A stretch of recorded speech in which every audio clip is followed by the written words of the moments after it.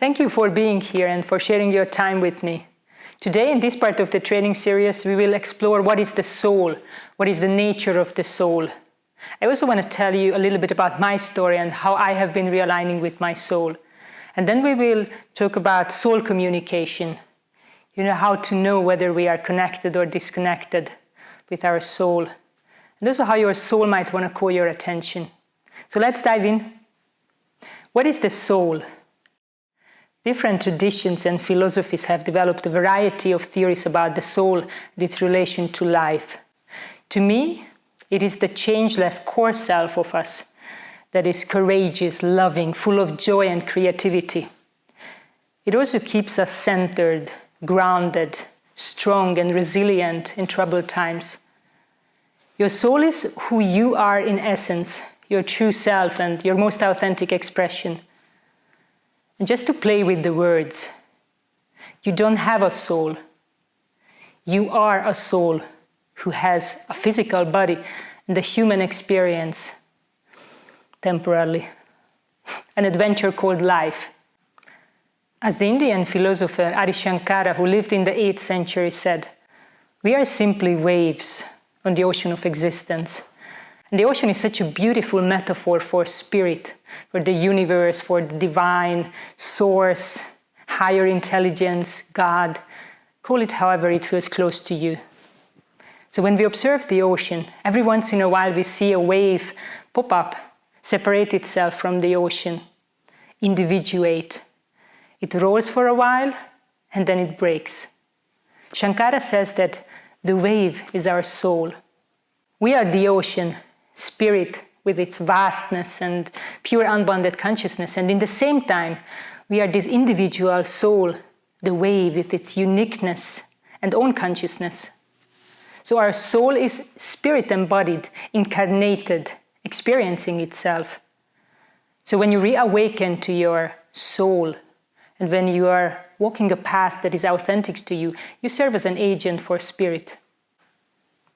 What is the nature of the soul?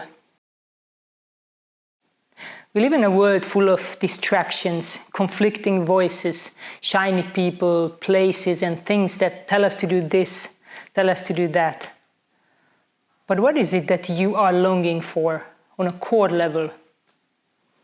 Our soul is energy, is pure potentiality that so many of us lost touch with in modern times. But deep down, we all share the same longing.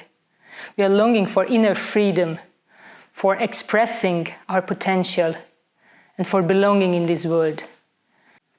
We want to be free. We want to create and share. Free from circumstances, stories, and limitations that bind us. So we can expand and express ourselves. It's almost as if there is an invisible force that is pulling us forward, propelling us towards new experiences and new ways of being. The spiritual teacher and the head of the Ridvan school, Almas, says, there is no end to the adventure of being. We want to flourish. We want to open ourselves more fully. We want to express ourselves. But how can you create a life and transform your life into a thrilling adventure full of discoveries, joy, and wonder? How can you actualize the complete human being who you are and the wholeness you can be? I have been on a quest for decades to find the answer to these questions. And what I learned from the wisest, what I discovered and experienced myself, is very simple yet profound. By coming home to our soul and realizing that all we have been searching for and longing for is not out there, it's not somewhere in the external world. It's all here, within reach. When we reawaken to our soul and embark on this epic return journey to our true nature, something within us starts shifting gradually. My mentor, Leon van der Poel, the founder of the deep coaching method, he calls it the shift in being.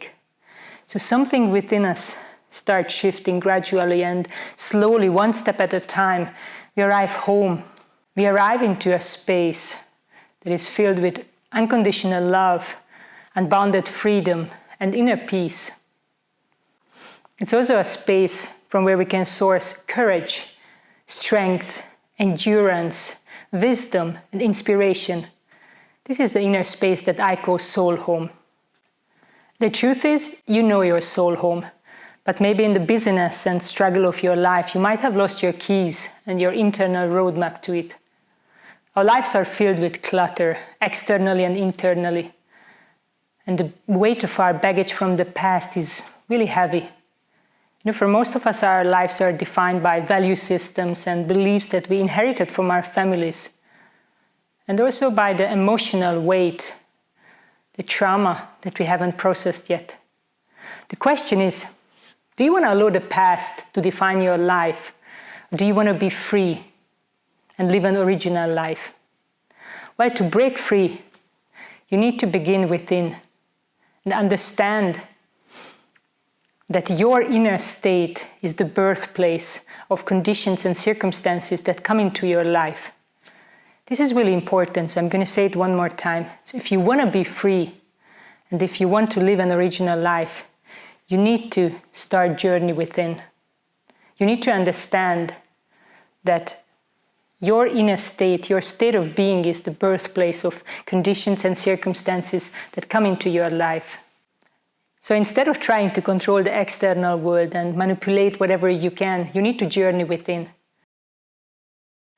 It doesn't take years to access your soul, because this is who you truly are, below the surface of your wounded parts. I'm here to help you navigate along this journey, make space for your soul home, let go of all that is weighing you down, so you can access your highest future potential and create the life that you are longing for. So my basic message to you is, you need to unclutter your life to answer the callings of your soul. This is the resource and support I would love to have 2 decades ago, when I awakened to a new reality and my journey inwards started.